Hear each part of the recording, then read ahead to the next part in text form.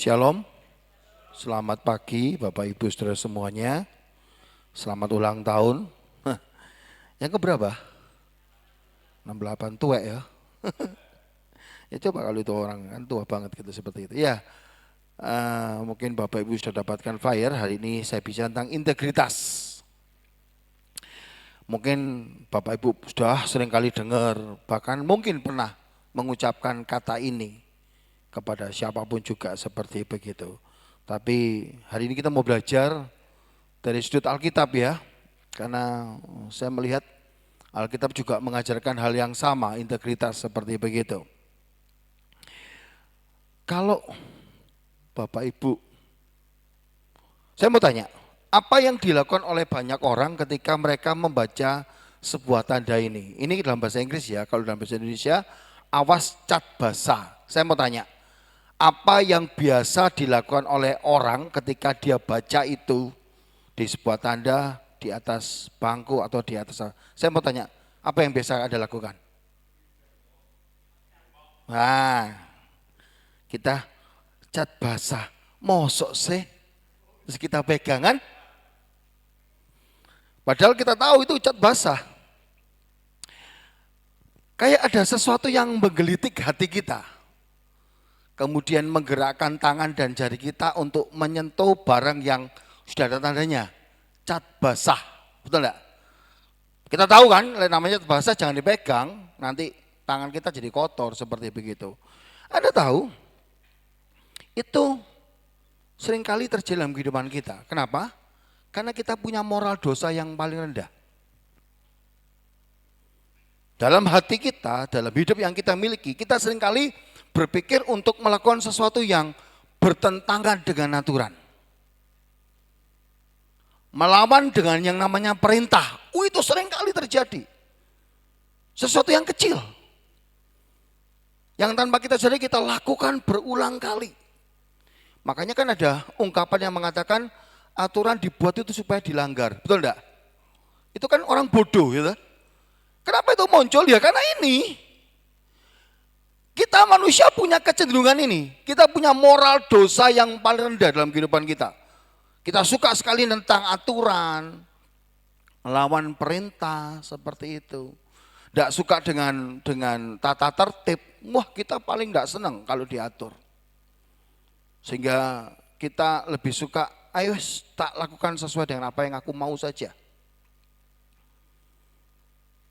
Dan jujur, ini yang seharusnya menyadarkan kita. Kenapa sih kita seringkali dapat masalah dalam kehidupan kita. Seringkali kita harus mengalami kegagalan demi kegagalan dalam hidup ini. Karena semua tindakan itu ada konsekuensinya, setuju enggak? Semua tindakan itu ada konsekuensinya. Sekecil apapun tindakan kita, pasti ada konsekuensinya. Dan ini harus kita pahami dalam kehidupan kita. Dan jujur, ini lawan berat kita untuk punya integritas.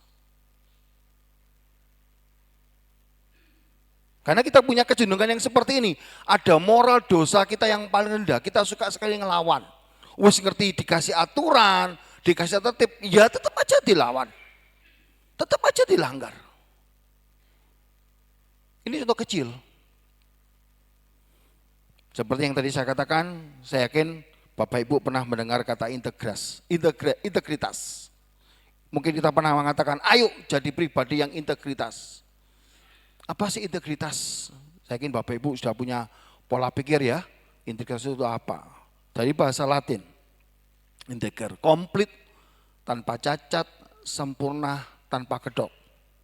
Jadi kata integritas itu diambil dari bahasa Latin integer, yang artinya komplit, tanpa cacat, sempurna, tanpa kedok.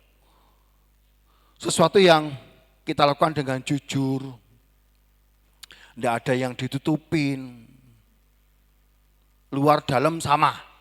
Setuju? Saya punya sebuah ilustrasi yang menarik. Gak usah disenter ke sini, saya ke atas. Daripada saya bawa tadi ke sana. Saya yakin kita semua tahu, ini pisang, ya.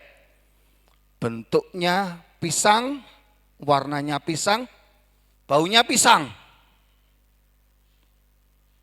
Sekarang kita lihat, luarnya seperti ini, dalamnya kita lihat.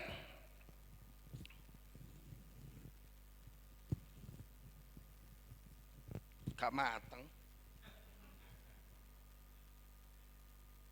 Ternyata dalamnya bentuknya pisang. Warnanya pisang, baunya pisang. Dicoba. Pisang. Gak mateng suan, eman. Belum sarapan saya. Integritas itu seperti ini. Luar dalam sama. Dilihat orang dan tidak dilihat orang sama. Itu integritas. Dan mau kita harus seperti ini. Ketika tidak ada orang lihat kita, ya kita mengerjakan sesuai dengan apa yang sudah dikatakan, diperjanjikan atau diperintahkan sama kita. Tidak kita kurangi sedikit pun. Tidak enak ya, tidak matang. Saya kok malah ribut perkara gedang nggak matang. Mungkin Bapak Ibu bertanya kepada saya, Pak, saya baca Alkitab dari Kejadian sampai Wahyu, saya tidak tahu berapa kali. Terserah Anda. Sebentar saudaraku, sepet tidak enak.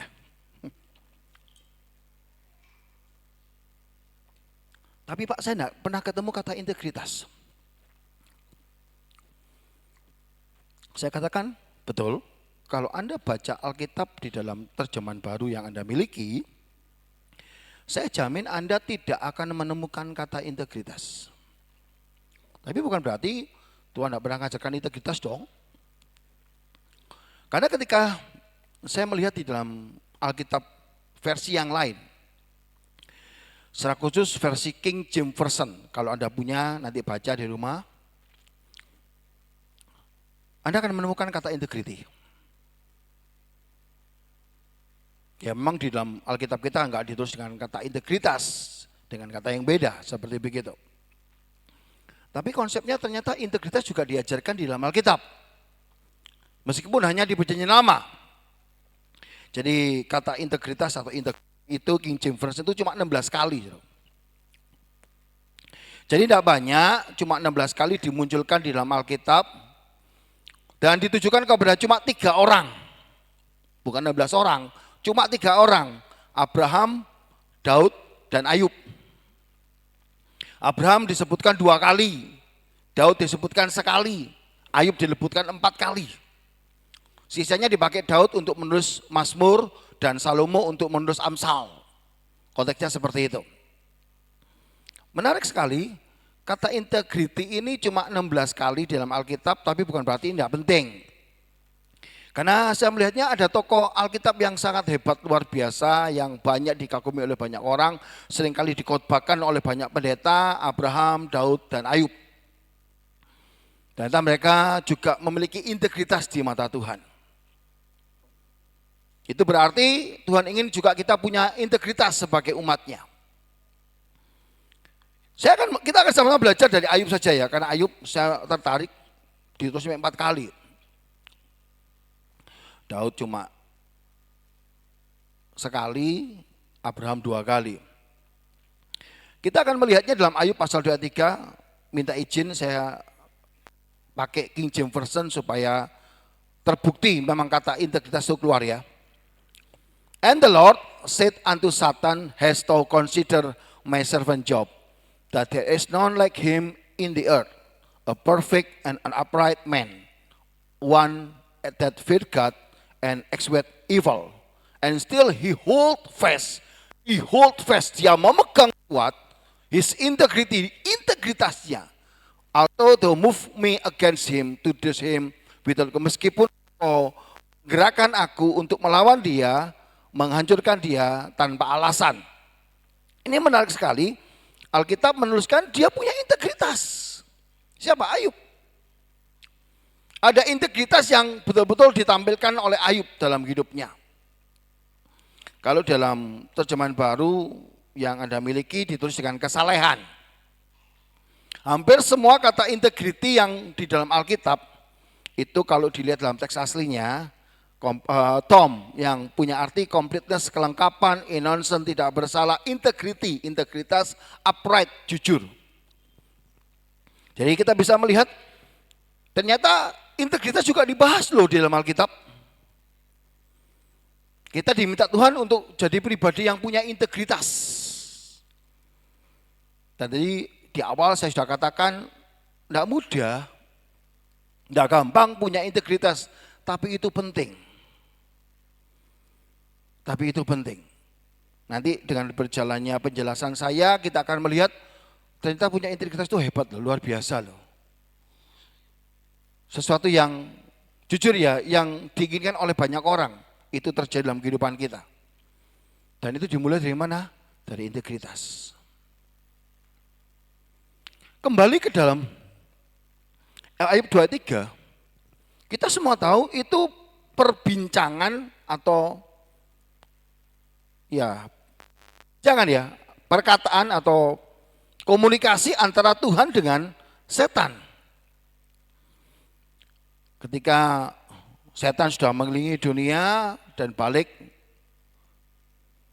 ketemu sama Tuhan di sorga, Tuhan tuh tanya sama setan, Tan, kok kayak saya ngomong sama adik saya, Tan gitu ya, tidak menarik ya.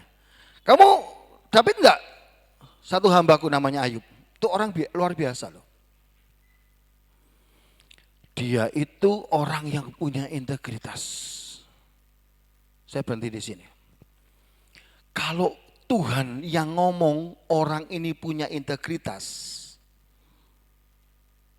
pasti dijamin orang itu betul-betul punya integritas. Kenapa? Kalau integritas itu yang ngomong seseorang, manusia, maka kita hanya bisa ketemu dengan orang itu dalam waktu-waktu tertentu, betul enggak? Tapi kalau Tuhan yang ngomong berarti apapun yang terjadi dalam hidupnya, integritas tetap ditunjukkan loh sama Ayub. Dalam bahasa Indonesianya kesalehan. Kesalehannya dia tunjukkan betul loh. Jadi istilahnya gini, Ayub itu enggak hidup saleh kalau dilihat orang saja. Enggak. Beda kan dalam konteks orang Kristen zaman sekarang ini. Kita hidup saleh itu kalau kita dilihat oleh banyak orang. Dilihat sama teman satu gereja, dilihat oleh Pak Pendetanya baru kelihatannya saleh. Tapi ketika saya membaca ini saya berkata, kalau Tuhan yang lihat, kan ada yang tersembunyi di hadapan Tuhan, setuju ya? Kita dimanapun saja Tuhan tahu, kita ngapain saja Tuhan tahu loh. Meskipun istri Anda tidak tahu, orang tua Anda tidak tahu, tapi Tuhan tahu. Jadi ketika tidak dilihat oleh banyak orang, Tuhan tetap melihat Ayub ini punya kesalehan. Ayub ini punya integritas yang luar biasa. Dia tidak hanya jalani hidup kesalehannya di depan banyak orang untuk bisa dapatkan pujian, penghormatan, enggak. Tapi ketika tidak ada seorang pun yang melihatnya,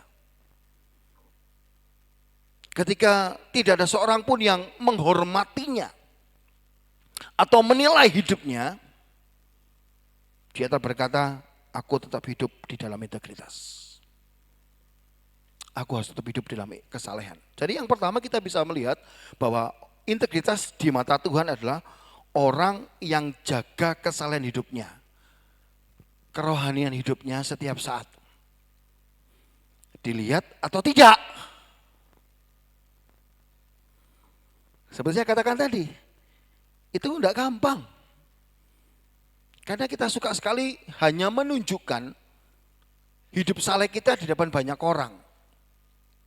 Supaya kita dapat pujian, supaya kita disukai orang, gitu, supaya kita bisa diterima oleh orang di sekitar kita. Kita berusaha untuk, hidup saleh lah di depan mereka. Tapi kalau enggak dilihat orang, bukan saleh, sodrun. Ngerti sodrun? Sodrun itu kalau dalam bahasa Jawa itu artinya gila sebetulnya. Orang yang tidak bisa diatur. Orang yang sakarepe dhewe. Itu bukan integritas. Tuhan ingin kita punya hidup integritas yang seperti itu. Dilihat atau tidak dilihat orang,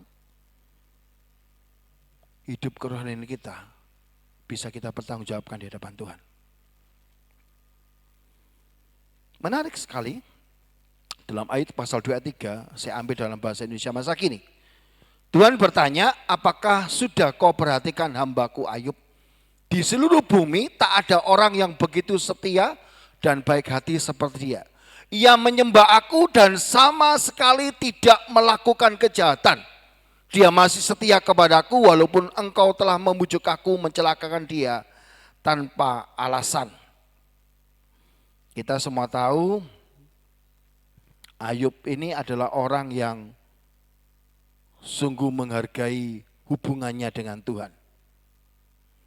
Kalau Anda baca di rumah nanti kisahnya Ayub, Anda juga pasti tahu. Ketika anak-anaknya malam hari mengadakan pesta, apa yang dilakukan Ayub besok paginya? Dia bangun mezbah, kasih korban bakaran sama Tuhan, minta pengampunan buat anak-anaknya. Kalau tadi malam anak-anaknya mungkin tidak sengaja melakukan sesuatu yang tidak berkenan di hadapan Tuhan. Jadi betul-betul dia perhatikan itu dalam kehidupannya Ayub. Tidak cuma dirinya tetapi untuk semua orang yang ada dalam hidupnya. Dia betul-betul memperhatikan bagaimana hubungannya itu baik dengan Tuhan. Betul-betul dekat dan intim dengan Tuhan. Itu yang harus kita pahami dalam kehidupan kita. Seringkali orang berpikir begini, orang yang punya hubungan dekat dan intim dengan Tuhan itu ya berarti kan harus ibadahnya rajin, pelayanannya banyak, saat teduhnya lancar seperti begitu. Iya betul juga, betul juga. Tapi saya katakan tidak cuma itu loh. Perhatikan kalimat ini. Ia menyembah aku dan sama sekali tidak melakukan kejahatan.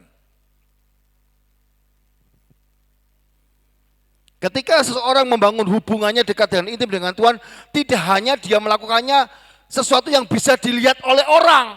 Apa itu? Ya ibadahnya itu lo rajin, pelayanannya lo banyak.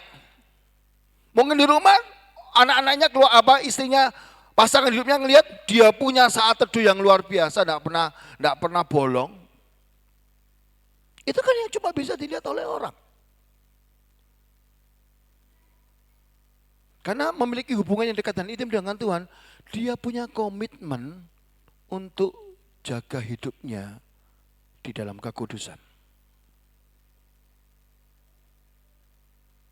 Apapun yang terjadi, dilihat atau tidak, dia harus paham, aku harus tetap kudus berkenan di hadapan Tuhan. Dan itu penting. Makanya seorang yang punya integritas itu orang yang punya hubungan dekat dan intim dengan Tuhan. Bukan hanya bicara rajin ibadah. Bukan hanya bicara aku punya pelayanan banyak. Aku terlibat dalam banyak pekerjaan di rumah gereja ini. Jadi pengurus lah, jadi apalah. Bagus. Aku nggak pernah bolong saat teduh pribadiku, bagus. Tapi saya katakan tidak cuma itu. Orang yang punya hubungan dekat dan intim dengan Tuhan, ia perhatikan kekudusan hidupnya. Saya mau katakan, percuma Anda ibadah, Anda pelayanan, tapi Anda tidak jaga kekudusan hidup Anda. Percuma. Tidak ada artinya. Anda bukan orang yang punya integritas di hadapan Tuhan. Tidak ada artinya. Saya jujur, saya tekankan ini sama anak saya. Saya katakan, kamu punya pelayanan banyak. Jemaat suka sama kamu karena kamu orang yang suka sekali nolong, bantu dalam soal pelayanan ibadah. Tapi kalau hidupmu enggak kamu jaga dalam kekudusan, Papa bilang percuma. Enggak ada artinya. Karena itu bukan integritas yang Tuhan mau.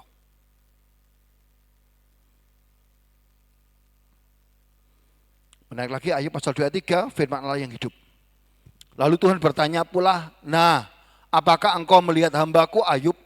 Ia orang yang paling saleh di dunia, orang yang baik dan jujur, takut akan Allah dan menjauhi kejahatan.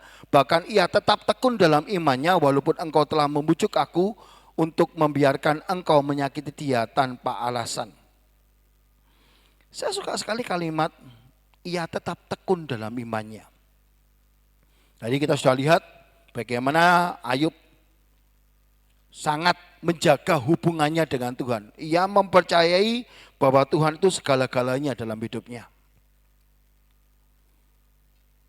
Nah seringkali orang itu berpikir, kalau aku percaya sama Tuhan, kalau aku setia sama Tuhan, kalau aku taruh iman percayaku sama Tuhan, orang selalu berpikir begini, pada umumnya, berarti nanti hidupku kan enak ya.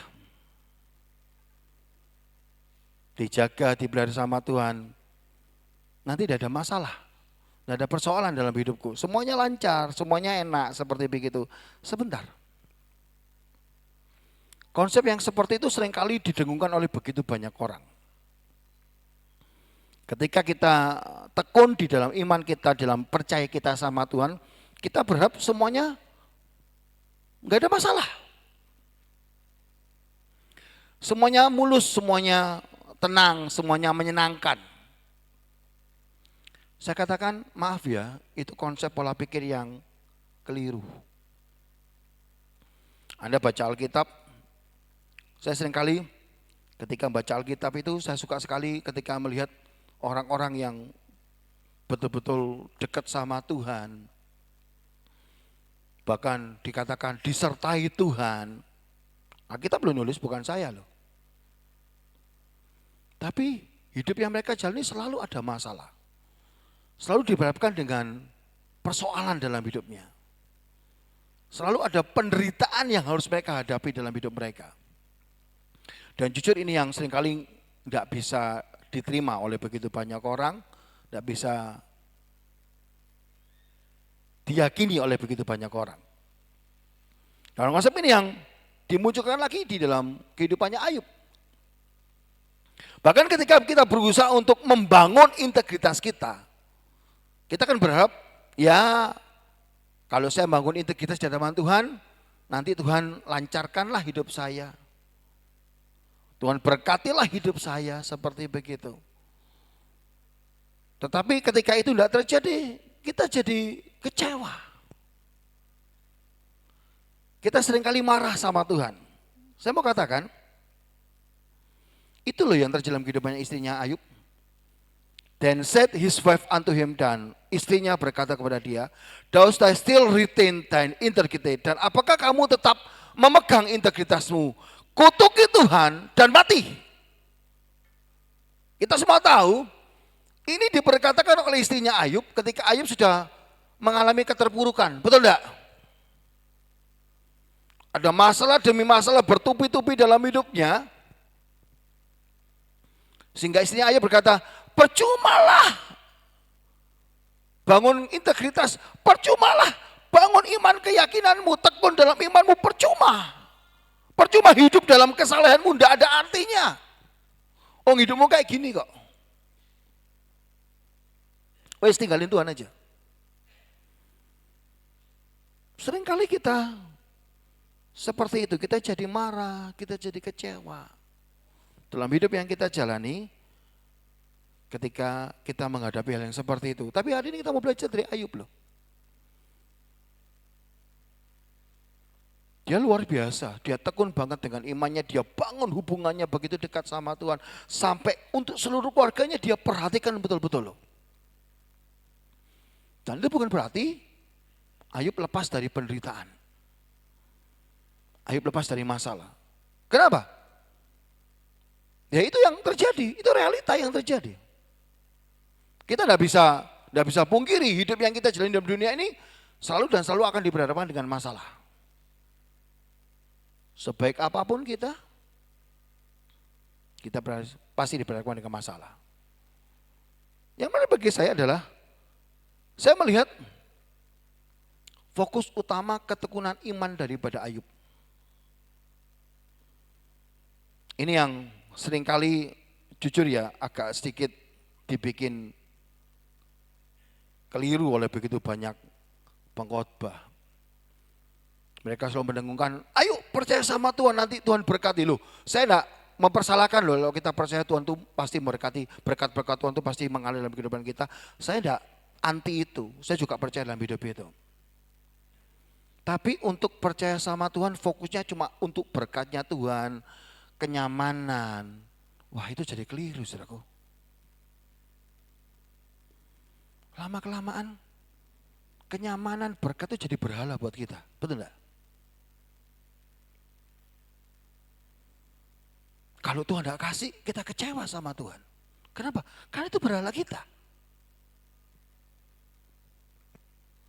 Tapi yang menarik bagi Ayub, kenapa dia bertekun dalam imannya, kenapa dia betul-betul mempercayai Tuhan, kenapa dia bangun hubungan yang begitu dekat dan intim dengan Tuhan? Karena satu alasan, dia ingin menjadi pribadi yang takut akan Tuhan. Itu bagian penting. Kalau Anda bertekun dalam iman Anda kepada Tuhan, fokus utamanya itu bukan berkat, bukan kenyamanan. Bukan. Tapi bagaimana kita bisa membangun dan membentuk hidup kita, pribadi kita menjadi pribadi yang takut akan Tuhan. Bagi saya begini, sosok orang yang beriman kepada Tuhan adalah sosok yang takut akan Tuhan. Itu poin yang sangat penting. Jujur orang Kristen seringkali tidak membangun dirinya takut akan Tuhan. Tapi dia takut tidak diberkati sama Tuhan. Dia takut miskin. Dia takut dapat masalah. Dia takut dapat persoalan. Konsep yang salah. Bukankah itu dikatakan sama Tuhan orang yang takut sama Tuhan? Bahkan Tuhan berkata juga kepada iblis ya. Lalu bertanyalah 2 kali sama ya, pasal 23 sampai 1:8. Bertanya Tuhan kepada iblis, apakah engkau memperhatikan hambaku Ayub sebab tiada seorang pun di bumi seperti dia yang demikian saleh dan jujur yang takut akan Allah. Bagi Ayub, aku membangun diriku menjadi pribadi yang takut akan Allah itu hasilnya luar biasa loh. Hasilnya dahsyat loh. Ini yang seringkali gak dipahami oleh begitu banyak orang. Yang tidak dimengerti oleh begitu banyak orang. Kenapa sih untuk membangun pribadi yang takut akan Tuhan itu penting banget dalam kehidupan kita? Sebagai orang-orang yang mengaku diri kita beriman sama Tuhan. Karena jujur ya, dalam konteks kekristenan, di zaman sekarang ini, itu paling disenangi kalau pendeta itu bicara tentang apa? Berkat, pemulihan, kenyamanan, betul enggak?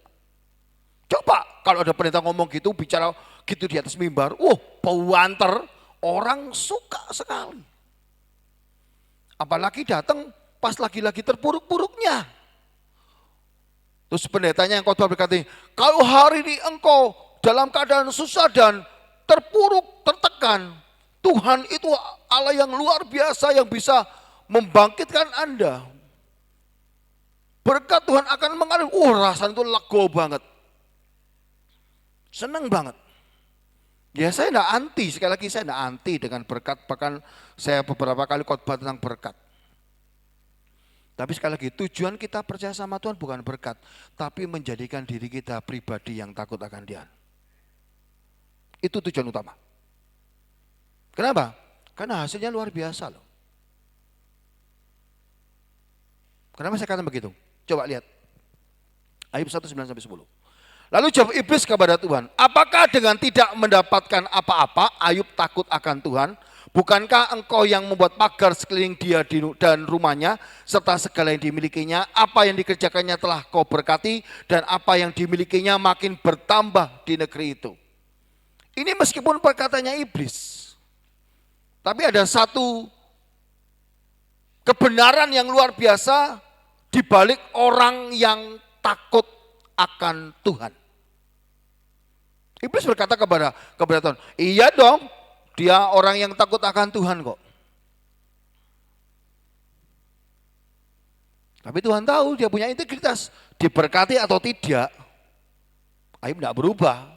Kenapa? Karena saya katakan, dia bertekun di dalam imannya, tujuannya bukan cari berkat, bukan cari kenyamanan, tapi dia ingin membentuk dirinya jadi pribadi yang takut akan Tuhan. Dan dengan jelas firman Tuhan mengatakan, orang yang takut akan Tuhan, pertama, Tuhan membuat pagar sekeliling dia dan rumahnya. Perhatikan, ini dampak yang luar biasa. Orang yang takut akan Tuhan, dia mendapatkan perlindungan yang sempurna dari Tuhan. Jujur, bukankah itu yang kita inginkan dalam hidup ini? Betul tak? Kita ingin hidup kita, keluarga kita, pekerjaan kita, semuanya dilindungi Tuhan. Kuncinya, jadilah pribadi yang takut akan Tuhan.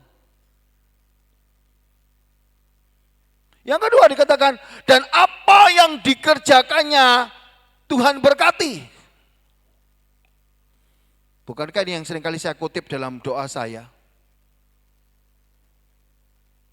Tuhan berkati apa yang dia kerjakan dalam hidup ini. Dan saya mau katakan, itu pasti jaminan 1000% terjadi dalam kehidupan orang-orang yang takut akan Tuhan. Penyertaan Tuhan luar biasa. Mulai nangkep. Kenapa Ayub tidak ngejar berkat itu? Dia ngejar jadi pribadi yang takut akan Tuhan. Karena dia tahu, di balik menjadi pribadi yang takut akan Tuhan itu dahsyat. Dan apa yang dimilikinya makin bertambah di negeri itu, semakin diberkati. Makanya kan orang suka bilang itu, ayo Tuhan bisa melipat gandakan apa yang kita miliki. Saya katakan amin, saya percaya. Tapi kuncinya apa? Takut akan Tuhan, titik.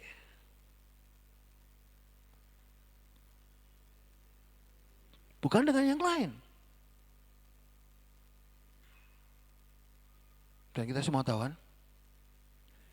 Karena dia punya integritas yang betul-betul ada dalam hidupnya dan ditemukan oleh Tuhan sendiri dalam hidupnya Ayub.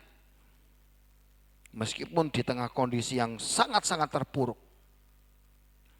Tapi Ayub akhirnya kembali dipulihkan sama Tuhan 2 kali lipat. Betul tidak? Artinya ada pertolongan, ada perlindungan, ada berkat yang luar biasa di balik semuanya itu. Kenapa? Karena dia punya integritas. Orang yang punya integritas, orang yang punya integritas adalah seorang yang memiliki motivasi yang benar dan murni di hadapan Tuhan. Sekarang pertanyaan sederhana. Anda punya motivasi yang benar dan murni tidak datang ke ibadah ini? Anda punya motivasi yang benar dan murni tidak ketika Anda melayani Tuhan?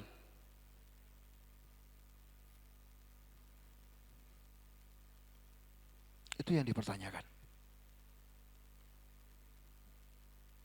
Karena ketika Ayub datang sama Tuhan, mempercayai Tuhan, dia tidak cari berkat Tuhan, dia tidak cari kenyamanan Tuhan, karena dia tahu hal yang paling utama adalah menjadikan dirinya sosok pribadi yang takut akan Tuhan. Saya suka sekali apa yang ditulis oleh seorang penulis ya. Ini seorang penulis yang luar biasa dari Amerika Serikat bernama Mary Kay. Integrity is the ingredient that will enable you to on the highway that lead to success.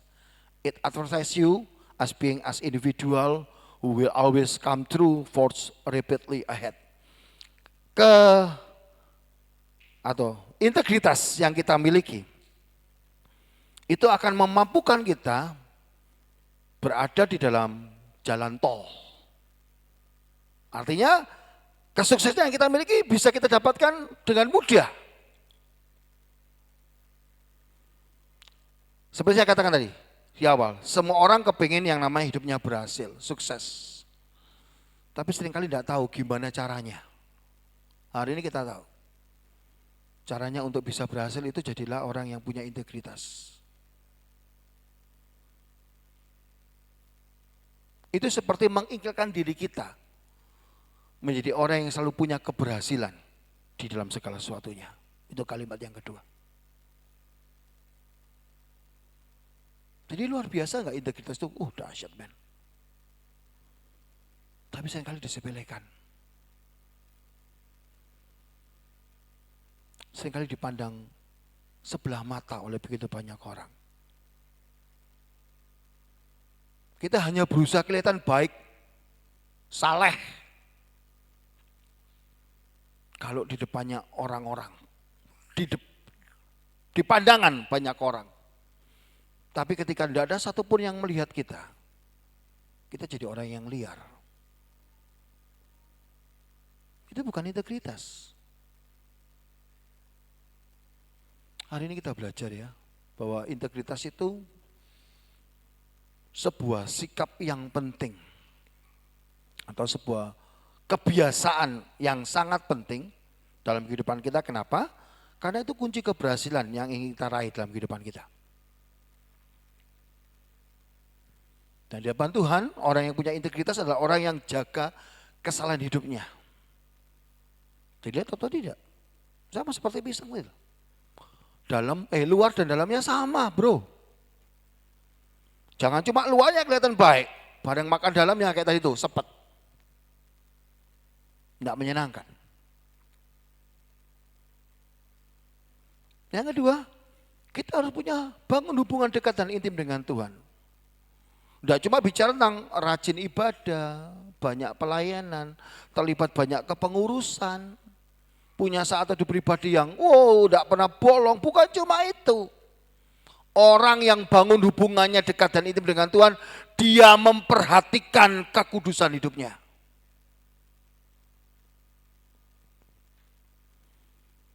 Dilihat atau tidak, dia jaga kekudusan hidupnya. Dan yang ketiga, orang yang punya integritas adalah orang yang punya motivasi yang benar dan murni di hadapan Tuhan. Saya yakin kita semua di sini adalah orang yang percaya sama Tuhan. Pertanyaannya, ketika kita percaya sama Tuhan, motivasi kita apa sih kalau kita mau percaya sama Tuhan? Karena pada umumnya orang yang mengakui dirinya percaya sama Tuhan, motivasi yang paling utama adalah berkat, kenyamanan. Dan justru tanpa kita sadari itu jadi berhala kita loh. Kita akan sama seperti istri Ayub. Kalau kita nggak dapatkan berkat itu, kalau kita nggak dapat kenyamanan itu, kita marah sama Tuhan, kita kecewa sama Tuhan. Kok bisa begini Tuhan? Aku kan sudah seperti ini Tuhan. Tapi orang yang percaya sama Tuhan, dia tahu tujuan utamanya adalah dia harus membangun dirinya menjadi sosok pribadi yang takut akan Tuhan. Itu motivasi yang benar, yang murni, yang Tuhan ingin temukan dalam kehidupan kita. Dan tadi bisa bahas kan, apa dampaknya orang yang betul-betul hidup takut akan Tuhan. Ada perlindungan Tuhan, ada penyertaan Tuhan, ada berkat Tuhan yang melimpah dalam kehidupan kita. Sebentar, bukankah itu yang paling dicari oleh banyak orang Kristen? Dan hari kita belajar. Sekali lagi saya yakin kita semuanya pengen hidup kita jadi indah, tapi biarlah kita tahu caranya, yaitu kita bangun sikap integritas dalam kehidupan kita.